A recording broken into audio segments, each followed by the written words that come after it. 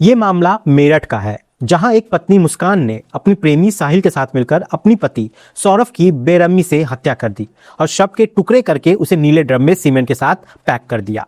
इस घटना ने पूरे देश को झकझोर कर रख दिया और अब हर किसी के मन में एक ही सवाल है, क्या मुस्कान और साहिल को फांसी होगी और होगी तो कब होगी?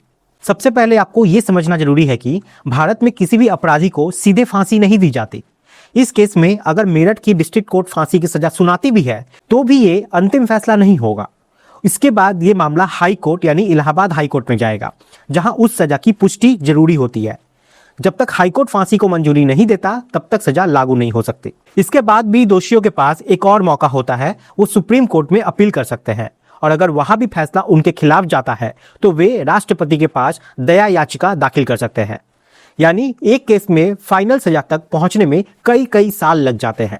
अगर आप इतिहास ही उठाकर देख ले तो 15 अगस्त 1947 के बाद से भारत में करीब 1400 से ज्यादा लोगों को फांसी की सजा सुनाई गई है, लेकिन वास्तव में बहुत कम लोगों को ही फांसी हो पाई है। भारत में स्वतंत्र भारत के बाद सबसे पहली फांसी नाथूराम गॉडसे को हुई थी और आखिरी फांसी 20 मार्च 2020 को हुई थी।